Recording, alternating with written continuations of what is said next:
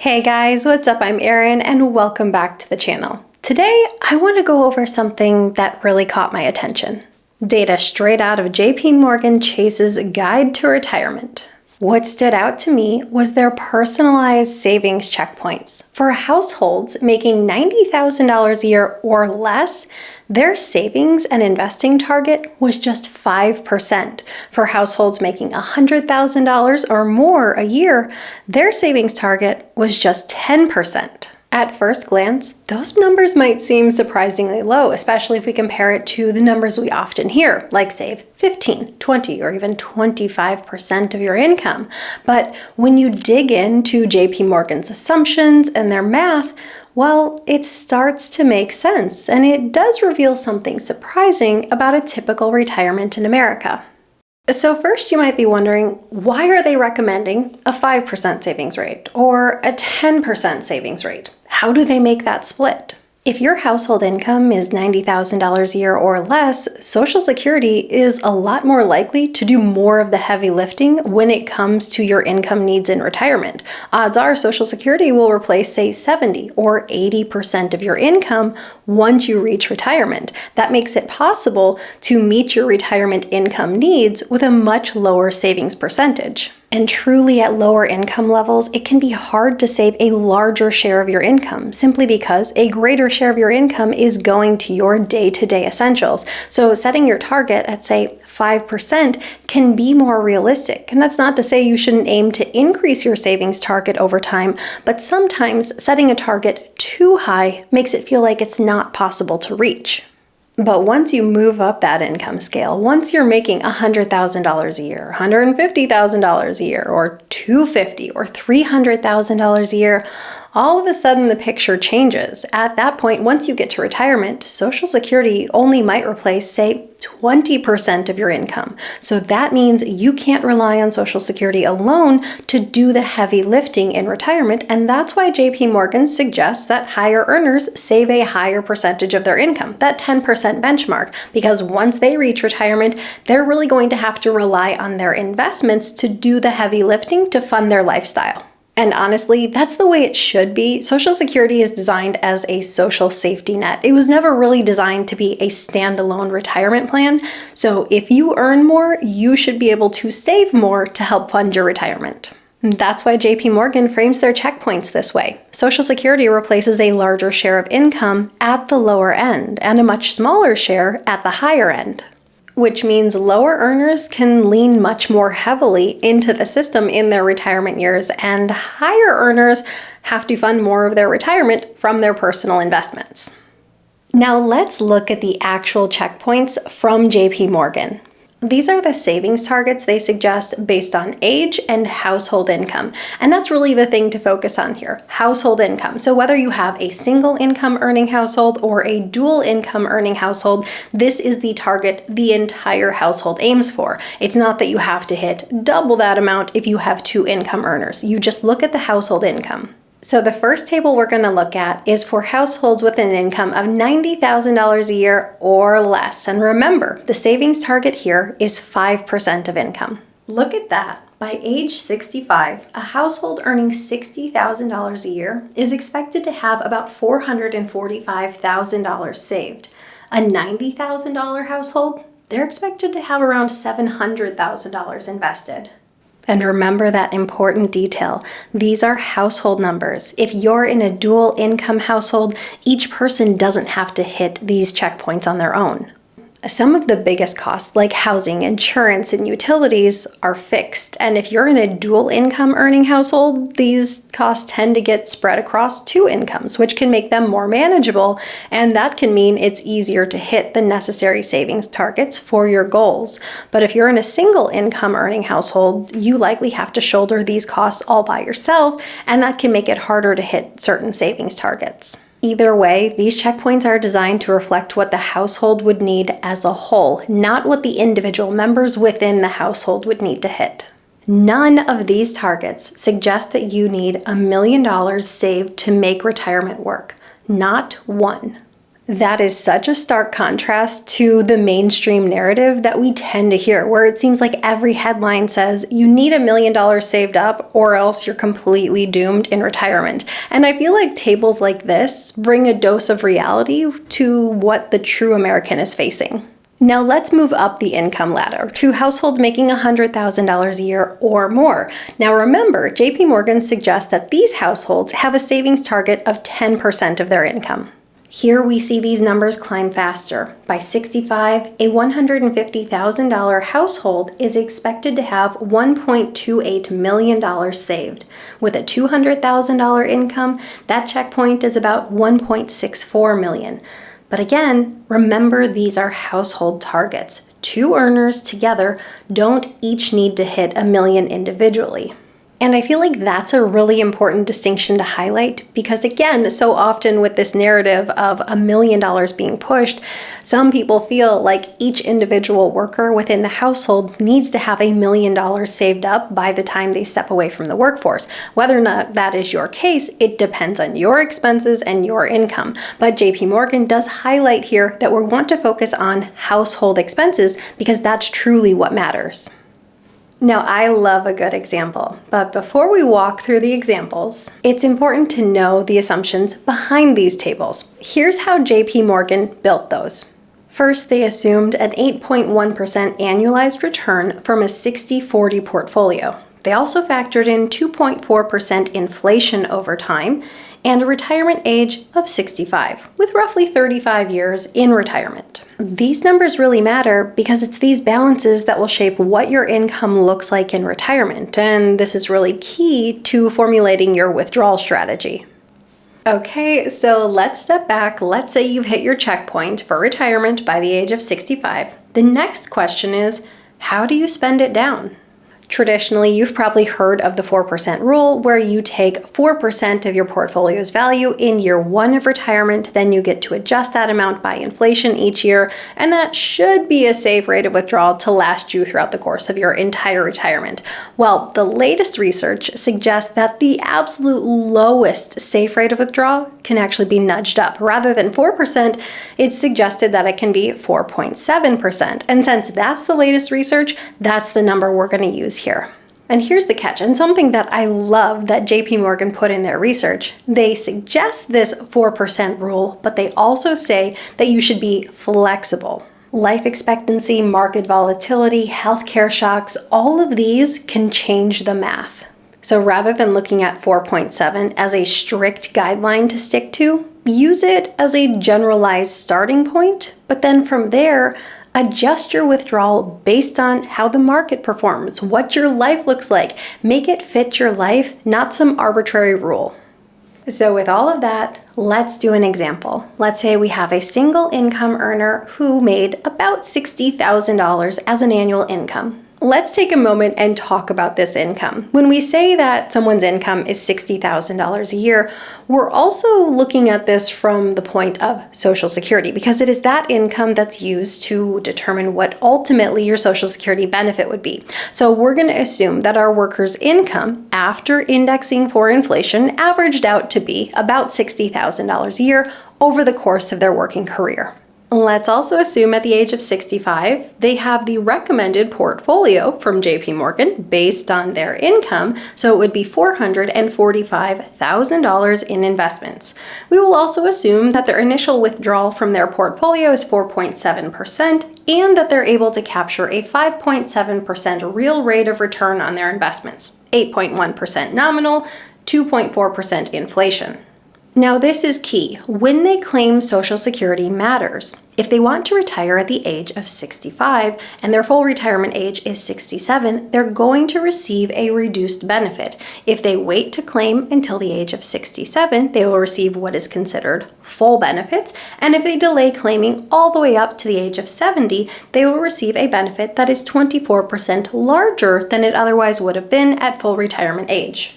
So let's do a walkthrough and see what their retirement income would be based on if they retired at the age of 65, at the age of 67, or delayed all the way to the age of 70. If they claim Social Security at 65, they would receive $23,700 a year in benefits. Their portfolio at this point would be $445,000. A 4.7 withdrawal would add about $21,000 to their income. So their first year income would be nearly $45,000 or about $3,700 a month. But what if they were to delay their retirement by 2 years and instead retire at the age of 67 or full retirement age? Not only would they receive a higher Social Security benefit, this would also give their portfolio 2 additional years of compounding. Here their portfolio would grow to just under $500,000, and using that same 4.7% withdrawal, they would have about $23,000 in income from their investments. Importantly, at this point, their Social Security benefit at full retirement age would be about $27,000 a year. Put that together, they now have an income that's closer to $51,000 a year, or about $4,200 a month. Now, what if they delayed their retirement all the way to 70? So they delayed claiming Social Security and also gave their portfolio an additional 5 years of compounding. Now their portfolio would be closer to $590,000. With a 4.7% withdrawal, they would be looking at nearly $28,000 a year in income simply from their investments, and their delayed Social Security benefit closer to $34,000 a year. These two items combined give them an annual income of over $61,000 or over $5,000 a month. The bottom line is, if you wait longer, if you delay your retirement, it's likely that your investments will end up higher because they're given a greater time to compound, and guaranteed you'll have a higher Social Security benefit because that grows on a guaranteed basis as you delay. In this example, our individual actually ended up with an income by the time they were 70 that was more than their $60,000 pre-retirement income. Do they need that much? Well, it depends on the retirement they want. Often experts recommend that you have 80% of your pre-retirement income as a sustainable source of income in retirement, but it doesn't have to be based on a headline or an expert recommendation. What you need to know is what your expenses are and what your income sources are, and line those two up.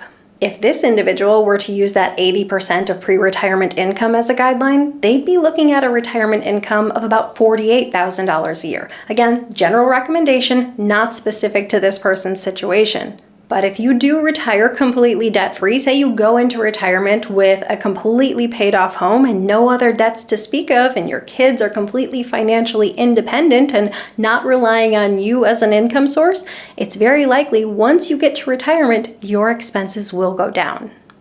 Now let's do another example. We're going to do a dual income earning household where each spouse earned $75,000 a year over their career, inflation adjusted. In this situation, if each spouse were to claim Social Security at their full retirement age of 67, they'd receive roughly $32,000 a year in benefits, so nearly $64,000 a year combined. If they both decided to claim early at the age of 62, they'd be looking at roughly $23,000 a year each. Or if they delayed all the way up to the age of 70, roughly $40,000 a year each in benefits. Now, using the JPMorgan recommendation for a savings target at 65, based on this household income of $150,000 a year, they recommend having $1.28 million invested. Let's assume that this couple retires at the age of 65. They're willing to use a 4.7% withdrawal rate that gives them an income of $60,000 from their investments. Their combined Social Security at this point would be nearly $56,000 a year. So their household annual income would be close to $116,000 a year, or just under $10,000 a month. Now, if they decide to retire early and claim Social Security early, it means that their portfolio has fewer years of compounding, so we're working with a smaller portfolio and a reduced Social Security benefit. But if they decide to delay claiming, they're going to receive a higher Social Security benefit, and it's likely that their portfolio would be higher, allowing them to draw more. Let's say they want to retire at the age of 62. At this point, their draw from their portfolio might be closer to $55,000 a year, and their combined Social Security benefit about $45,000 a year, giving them an annual income of just over $100,000 a year, or about $8,300 a month. Or what if they wanted to retire together at full retirement age? Here, between their draw in their portfolio and their Social Security income, they'd be looking at a household income of about $132,000 a year. If they were to delay all the way to the age of 70, they'd have a household income closer to $160,000 a year.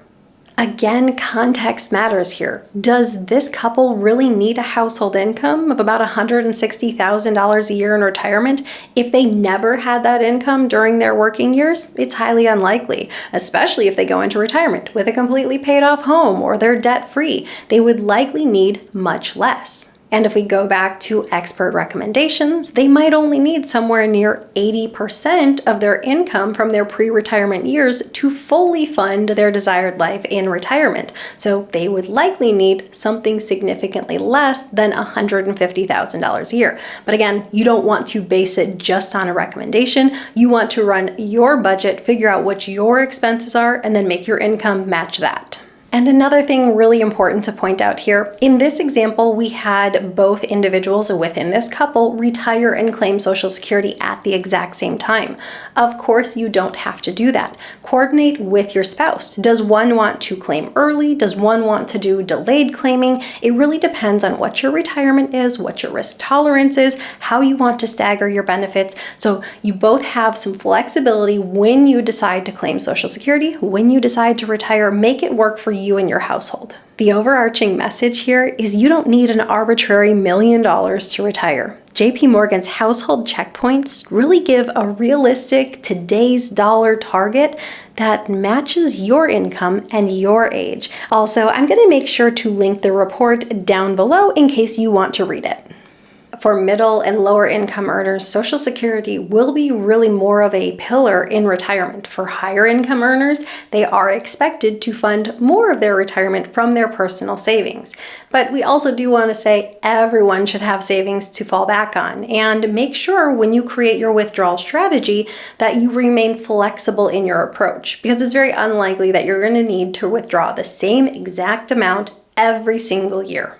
The part of this video that I really want everyone to hear is that even at more modest savings rates, like 5% or 10%, you can have an incredibly well-funded retirement. I really like these realistic benchmarks because if we can ground retirement numbers in reality, it makes it feel more accessible. It makes it feel more doable.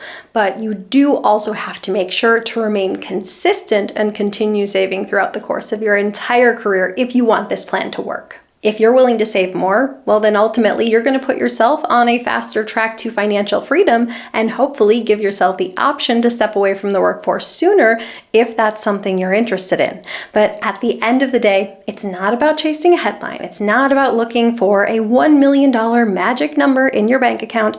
It's about building a plan that works with your lifestyle and your income. So what are your thoughts on these savings rates of 5% or 10%? What are your thoughts on these tables? Leave them in a comment down below. I post new videos every single week. If you got anything at all out of this one, please give it a like. If you're new here, please consider subscribing, or if you know of someone who might get something out of this type of content, please consider sharing. I'll see you soon. Bye. First video done. Hopefully I have shelves next. I think we need to work on this lighting. It's not great. We'll get it fixed in the next video. There. You have to let me know if you heard Peanut bark in the background. We're in a house now and I have more space, but I heard him, so I don't know if you can. I got a super awesome white chair now for the first time in 5.5 years of filming. I have a chair. I'm not sitting on my IKEA stool. Also hung these this past weekend. I'm pretty impressed with myself. Their retirement. I don't know if it's like, am I getting a little lazy here? Maybe I shouldn't have. I'm gonna do all my videos like this. I'm sorry, call me out if I do that. I don't mean to. Maybe I need to sit back on a stool. It's trash day. Also, like, thank God for trash day. When you move, whew. we're just gonna let the trash truck go by, but seriously, thank God for trash day. Best day ever. Let me know if you can hear that. It kind of gives me an idea of when I have to do stopping points, but I'm pretty sure you can hear it.